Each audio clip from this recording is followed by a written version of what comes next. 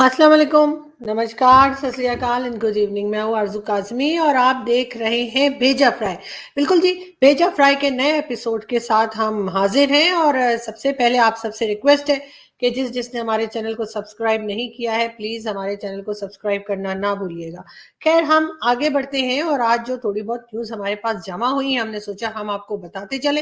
वैसे तो हो सकता है बहुत सी न्यूज़ ऐसी हो जो आप पहले से ही जानते हैं, लेकिन फिर भी मैंने कहा बताने में क्या हर्ज है। तो बिल्कुल इसी लिए मैं आपको न्यूज़ देने के लिए आई हूँ। सबसे पहले जी इमरान खान साहब जो कि हमारे प्राइम मिनिस्टर हैं, वो जी विजिट कर रहे हैं रशिया का और रशिया के जो प्राइम मिनिस्टर हैं प्यूटिन, उनके साथ जी उनकी मीटिंग्स होंगी, बातचीत होगी। और वैसे तो खान साहब कह रहे हैं कि जी हम तो यूक्रेन के साथ खड़े हैं और जैसे हम कश्मीर के साथ खड़े, जैसे हम अफगानिस्तान के साथ खड़े, जैसे हम फलस्तीन के साथ खड़े, यानी हम सिवाय पाकिस्तान वालों के साथ खड़े होने के इमरान खान साहब पूरी दुनिया के साथ खड़े। तो बिल्कुल इसी तरह से जो है वो रशिया पहुंचे हैं और उनका कहना है कि जी हम जो है वो बिल्कुल रशिया और यूक्रेन में जो टेंशन चल रही है हम उसका कोई ना कोई हल निकाल देंगे। और इमरान खान साहब और उनकी पार्टी का कहना ये है कि जी हम इनमें सुलह करवा सकते हैं और इन लोगों में जो है वो जो भी झगड़ा चल रहा है हम उसको खत्म करवा सकते हैं।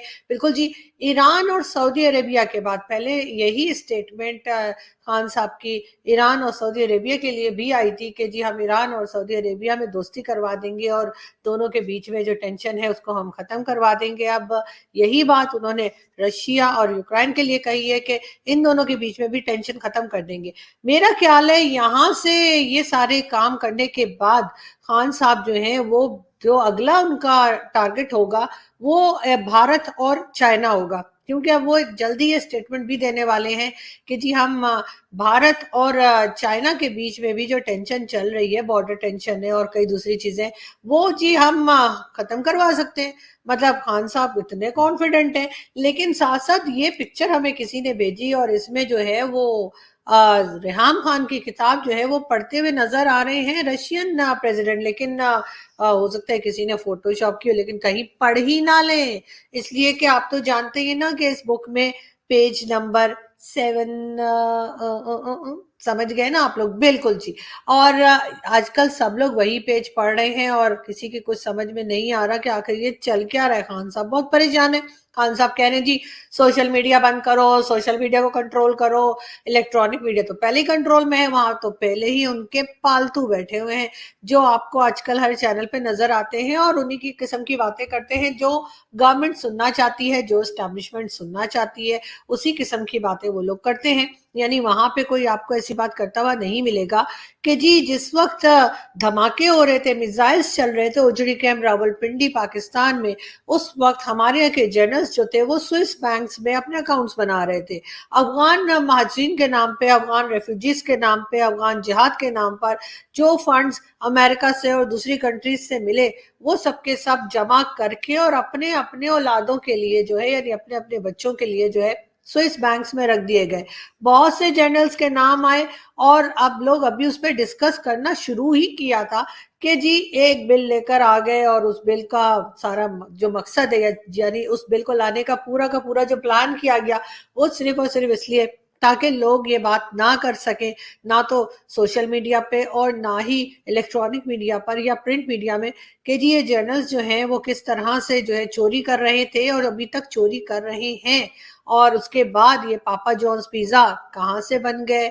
उसके साथ ही साथ इन लोगों ने, ये मैं आपको पिक्चर्स भी दिखा रही हूँ कि अयूब खान से लेकर और अभी तक जितने भी आए हैं, चाहे वो अशफाक परवेज कियानी हो, चाहे जनरल परवेज मुशर्रफ हो, चाहे वो आसिम सलीम बाजवा या कोई भी, इनके इतने सारे जो पिज्जा फ्रेंचाइज है, इनकी इतनी सारी जो प्रॉपर्टीज हैं, चाहे वो यूके में हो, चाहे कनाडा में हो, चाहे दुबई में हो, ये सब इन्होंने कहाँ से बनाई।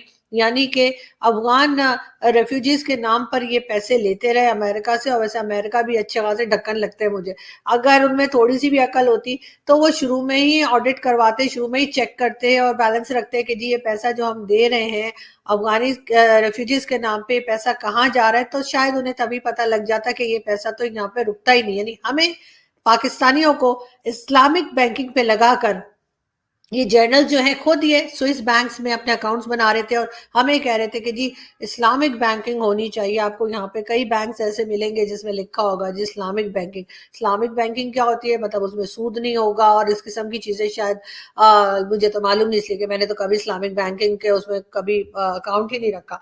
लेकिन इस तरह के बोर्ड्स बहुत नजर आते हैं, यानी हमें इस्लामिक बैंकिंग पे लगाकर खुद ये लोग जो बड़े हमारे मुहाफिज बनते हैं, और मैं उनकी बात नहीं कर रही जो आम सिपाही हैं जो बॉर्डर पे खड़े होते हैं जो अपनी जानें देते हैं, मैं उन जनरल्स की बात कर रही हूँ, उन हाई पोजीशन पे जो हमारे फौजी होते हैं और उसके बाद वहां से जब रिटायर होते हैं तो फिर किसी सिविलियन इदारे में लग जाते हैं, लाखों की सैलरीज उठाते हैं, इनके बच्चे भी बाहर पढ़ रहे हैं, इनकी प्रॉपर्टीज भी बाहर हैं और बेशुमार पैसा है इनके पास, बहुत से प्लॉट इन्होंने ले रखे हैं, बहुत से कॉर्नर के प्लॉट इनके पास होते हैं और डीएचए और उसके बाद फौजी सीमेंट, फौजी सीरियल, फौजी पेपर, फौजी मटर, तो ये तो वो सारी चीजें जो है ये चला रहे हैं ये इदारे और इसके साथ ये पूरे मुल्क को खा रहे हैं। लेकिन नाम क्या लग जाता है जी, अगर आपने इनको कुछ कहा तो आपको सजा होगी, अगर आपने इनको कुछ कहा तो आपको अरेस्ट कर लिया जाएगा, या इस किस्म की धमकियां देते हैं। लेकिन लोगों को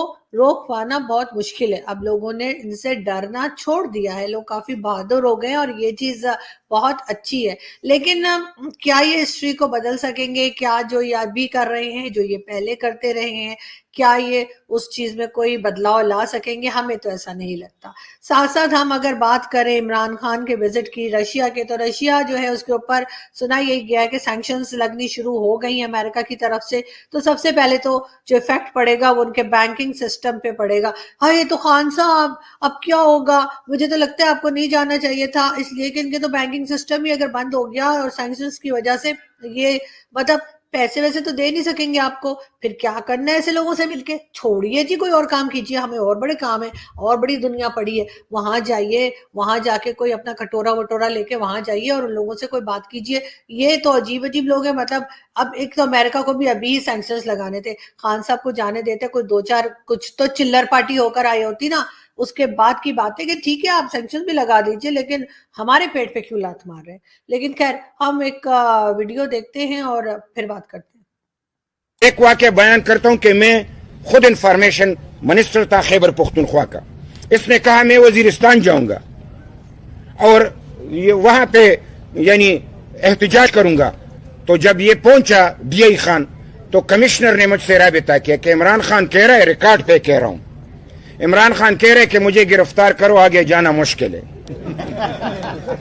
कमिश्नर ने कहा, मैं बिल्कुल नेटो सप्लाई की जो बात की और उसने वहां पे कहा कि मैं एहतजाज करूंगा और इसके खिलाफ, ड्रोन अटैक के खिलाफ। तो हमने कहा कि बिल्कुल हमारी हुकूमत है, हम आपको सपोर्ट करते। कमिश्नर ने कहा गिरफ्तार करूं, मैंने कहा गिरफ्तार नहीं करना, इनको हिफाजत से वजीरिस्तान तक पहुंचाना, कि पता तो चले। इसको पता भी नहीं था वजीरिस्तान शिकार के लिए तो गया है, एहतजाज के लिए कभी नहीं गया।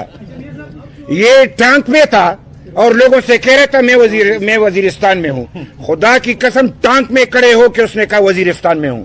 इब्तिदा से झूठ बोलना इसका आदत है।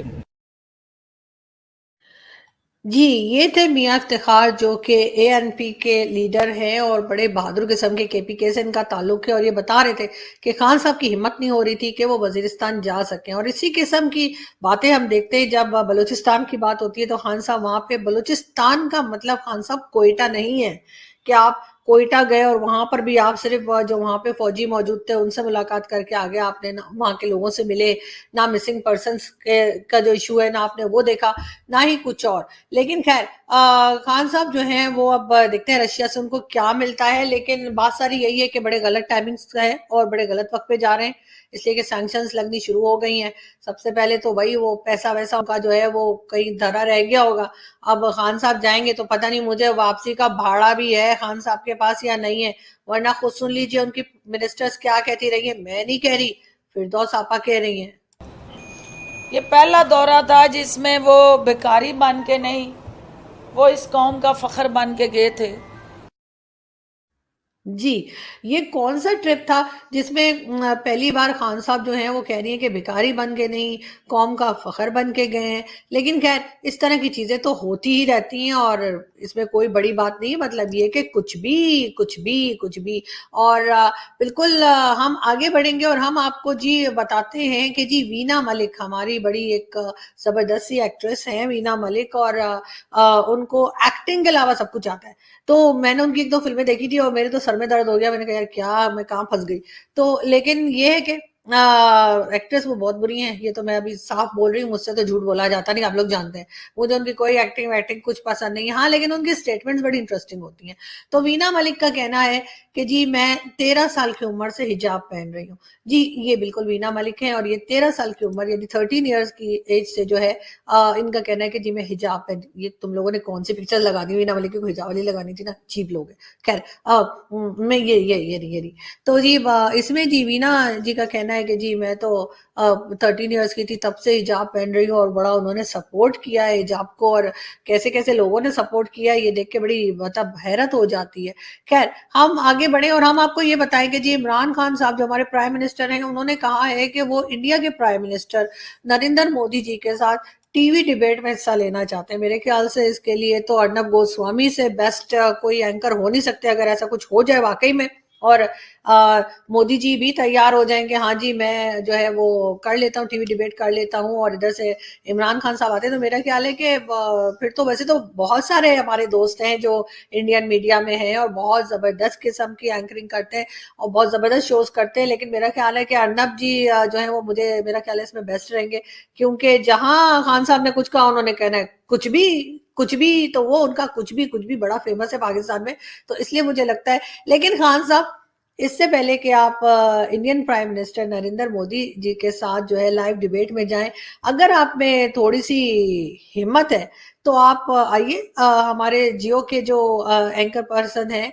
शाहजेब खानजादा उनके साथ एक लाइव डिबेट कर लीजिए 1 घंटे की या अगर आप मुझ नाचीज को इजाजत दीजिए तो 40-45 मिनट्स की एक आप मेरे साथ भी डिबेट रख सकते हैं और यकीन कीजिए मैं बहुत आसान सवाल करूंगी आपसे और बिल्कुल आपको ऐसा लगेगा कि जैसे बस जैसे पिकनिक हो रही है समझे तो कुछ भी नहीं होगा और बहुत आसानी के साथ वो सारे जवाब आप दे पाएंगे लेकिन खैर अभी देखते हैं कि इंडिया की तरफ से क्या जवाब आता है और वैसे तो मोदी जी आजकल इलेक्शंस में बिजी हैं पता नहीं उन तक ये खबर पहुंची भी है कि नहीं पहुंची कि जी हमारे प्राइम मिनिस्टर जो है वो टीवी डिबेट करना चाह रहे हैं और जहां पे मेरा ख्याल है बात नहीं बनेगी जहां पे खान साहब को लगेगा कि ये जवाब नहीं देना है वो कह देंगे सिग्नल नहीं आ रहे जी आवाज नहीं आ रही जी इंडिया वालों ने देखो जी कैमरे ठीक नहीं लगाए जी ऑडियो ठीक नहीं जा रही और इस तरह से करके कुछ ना कुछ साइड से पतली गली पकड़ ली जाएगी लेकिन खैर अच्छी बात है अगर खान साहब ने इतना हौसला दिखाया है लेकिन वही वाली बात है कि सबसे पहले जो आपके यहाँ जर्नलिस्ट मौजूद हैं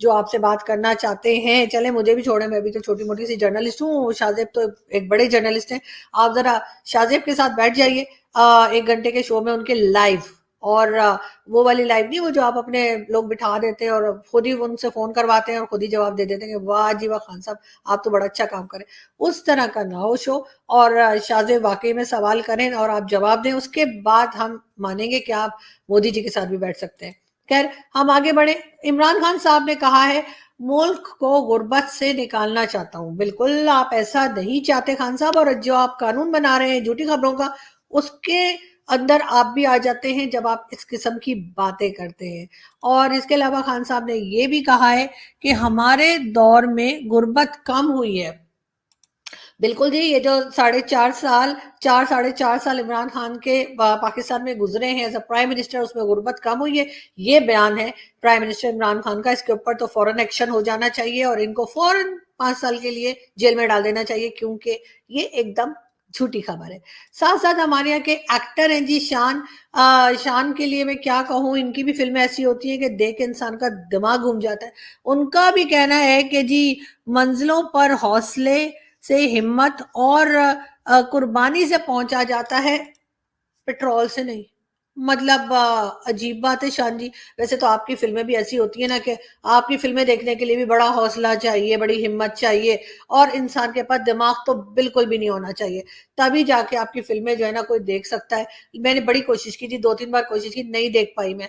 इतनी ज़बरदस्त आपने एक्टिंग की थी कि मैं तो ऑस्कर अवार्ड के ऑस्कर से भी ज़्यादा अगर कोई बड़ा अवार्ड होता है तो मैं कहती हूँ वो आपको दे दिया जाए और साथ ही हाथ जोड़ दिए जाए, भाई आइंदा एक्टिंग मत करना, कोई और काम कर लो, रिक्शा चला लो, हो सकता है रिक्शा अच्छा चला लें आप लाहौर में, लेकिन ना ये एक्टिंग वाला काम जो आपने बरसों से शुरू कर रखा है और आज तक आपको नहीं आई, ये भी एक बड़ा आर्ट होता है।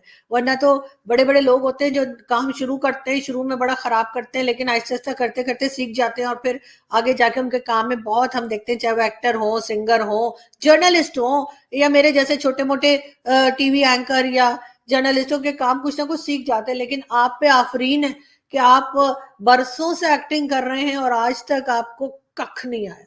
मैं साफ कर, इतनी सड़ी हुई फिल्में आप करते हैं, इतनी थकी हुई एक्टिंग आप करते हैं और उसके बाद क्या इस तरह की बातें करने पे भी पकड़ के बंद कर देंगे। लेकिन मैं झूठ तो नहीं बोल रही। अच्छा, वो मतलब बूट पॉलिशियों को कुछ नहीं कर सकते, सॉरी, नहीं नहीं जी, शान की तो क्या फिल्में होती है जी, क्या बात है शान साहब की तो। आप लोग जरूर देखिएगा उनकी फिल्में और बल्कि पहले उन लोगों को दिखा लीजिएगा जिनके साथ आपकी दुश्मनी हो ना और आप उनका कुछ बिगाड़ नहीं पा रहे हो, आप कहें यार क्या करूं, मैं तो इसका सर भी नहीं फाड़ सक रहा, ये बंदा मुझे इतना बुरा लगता है, आप उसका कुछ नहीं कर सक रहे, बेफिक्र हो जाइए। चांद साहब की फिल्में उनको सजेस्ट कीजिए, इससे बढ़ के आप कोई बदला ले नहीं पाएंगे कि उनको इनकी फिल्में देखनी पड़ जाए। और उसके बाद कमरा बंद कर दिएगा कि पूरी पिक्चर देखने के बाद ही बाहर निकले, और जब पूरी पिक्चर देख लेंगे उसके बाद आप लोग मुझे दुआएं देंगे कि वाह जी क्या तरकीब बताई थी। खैर, हम आगे बढ़ते हैं और आगे जी हमारे पास न्यूज ये है कि ये तो खैर आसमा शिराजी, सॉरी, आसमा जहांगीर साहबा की पिक्चर है जिसमें लिखा हुआ है कि जिस दिन जर्नलों की करप्शन सामने आ गई, सियासतदान फरिश्ते नजर आएंगे।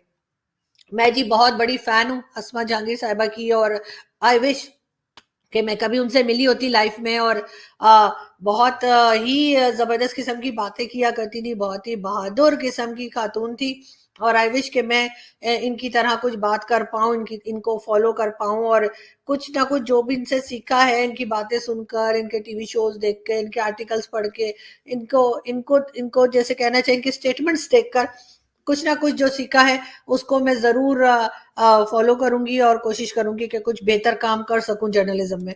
साथ साथ हम ये भी बता दें कि जी ये सेनेटर फैसल जावेद साहब है। सेनेटर फैसल जावेद साहब का कहना है कि खातून अव्वल बुशरा बीबी माँ के बराबर है।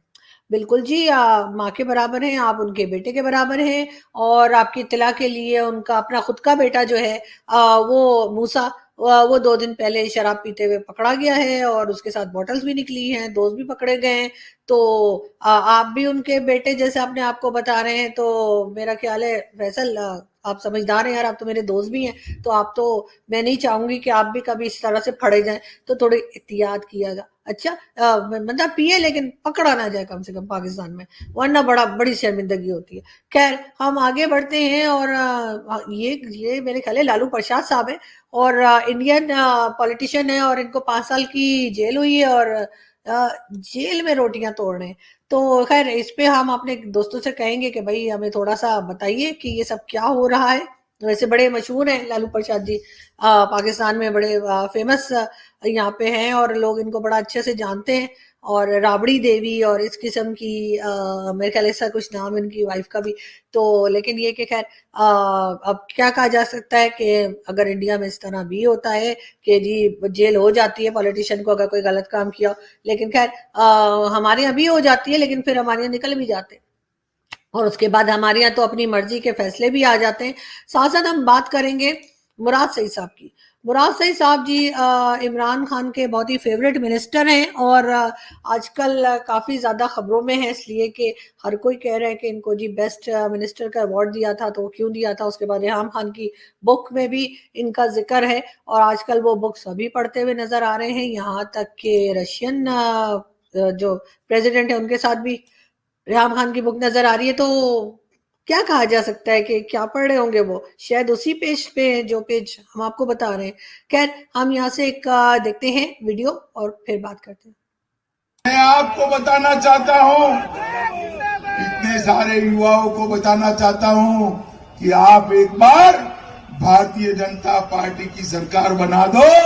12वीं पास कर जो भी इंटर में एडमिशन लेगा उसको, और हमें एक बार फिर इन हिंदुत्ववादियों को बाहर निकालना है।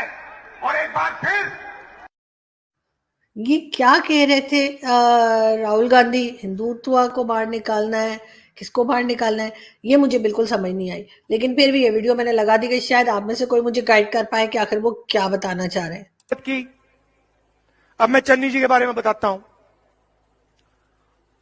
अमरिंदर सिंह जी थे चीफ मिनिस्टर। मैंने उनसे कहा, अमरिंदर सिंह जी, आप पंजाब के चीफ मिनिस्टर हैं, मैं कांग्रेस पार्टी का नेता हूं, मैं चाहता हूं और पूरी कांग्रेस पार्टी चाहती है कि पंजाब के गरीब लोगों के लिए बिजली का बिल माफ कर दिया जाए। पंजाब का हर एक किसान चाहता है कि बिजली का रेट कम कर दिया जाए। आप जानना चाहते हो अमरिंदर सिंह जी को क्यों हटाया गया? मैं आपको बता देता हूं। अंदर की बातें हैं मगर मैं बता देता हूं। अमरिंदर सिंह जी को इसलिए हटाया गया क्योंकि अमरिंदर सिंह जी ने पंजाब के गरीबों की बिजली को माफ नहीं किया, इसलिए अमरिंदर सिंह को हटाया गया। और यह कोई गलत काम नहीं था भाइयों और बहनों, यह सही काम था। और यही बात मैंने चन्नी जी से कही। अमरिंदर सिंह जी ने मुझे कहा, राहुल हम बिजली का बिल माफ नहीं कर सकते। मैंने कहा क्यों? कहते हैं हमारा तो बिजली के कंपनियों के साथ कॉन्ट्रैक्ट है। मैंने सोचा भैया आपका बिजली की कंपनी के साथ कॉन्ट्रैक्ट है या पंजाब की जनता के साथ कॉन्ट्रैक्ट है? मतलब आप किसके चीफ मिनिस्टर हो? पंजाब की जनता के चीफ मिनिस्टर हो। मैं चन्नी जी के पास गया। जी, कितनी जबरदस्त बातें कर रहे थे ना कि उन्होंने कहा कि चीफ मिनिस्टर ऑफ पंजाब को कि जी आप बिजली के बिल ही ना रहे। काश कोई हमारे यहाँ भी इस तरह का लीडर आ जाए जो कहे जी बिजली के बिल ही ना दिया करें। वैसे आपस की बात है, मैं तो इस बार बिजली का बिल भरना ही भूल गई। मेरी तबीयत सही नहीं थी और वो जो ड्यू डेट थी वो निकल गई। अब अगली बार डबल होकर आएगा। मैं क्या बताऊं आप लोगों को मेरे साथ क्या क्या होता है। खैर छोड़े, मैं अपनी कहानी कहाँ लेके बैठ गई। हाँ, मैं आपको एक वीडियो और दिखाना चाह रही थी। मेरे जैसा बेवकूफ इस देश में नहीं है। मैं इनको लाया, मैंने नरेंद्र मोदी जी को प्रधानमंत्री बनाया और आज मैं लोकसभा का सांसद। नरेंद्र मोदी जी मुझे एक शब्द नहीं बोलने देते, मैं उनके सामने जाकर बोल भी नहीं सकता। जी, तो राहुल गांधी जी कह रहे थे कि नरेंद्र मोदी जी को उन्होंने प्राइम मिनिस्टर बनाया है और वो अपने आप को बेवकूफ भी कह रहे थे। वैसे ही इस बात पे तो मुझे वही मोदी जी की बात याद आ गई जो कह रहे थे ना, कौन लोग हैं ये, कहाँ से आते हैं, कितने ऊंचे विचार रखते हैं। तो कुछ इसी किस्म की बातें इनकी भी मुझे लग रही हैं। खैर, आपसे मुलाकात होगी नेक्स्ट वीडियो में और हम और न्यूज लेकर आपके पास आते रहेंगे। आपने कहीं जाना नहीं है, हमारा इंतजार करना है और साथ साथ आपने हमारे चैनल को सब्सक्राइब भी करना है। जाते जाते एक वीडियो और, उसके अलावा अपना बहुत ख्याल रखिएगा। Thank you. आवाम सो रही है और महंगाई हो रही है। मुन्ना रो रहा है, दूध महंगा हो रहा है और मुन्ने का अब्बा नफसियाती हो रहा है और मुन्ने की अम्मा महके चली है, वो और ज्यादा नफसियाती हो गया। ये सब कुछ तब्दीली में हो रहा है। ये वतन हमारा है, समझ में नहीं आ रहा है।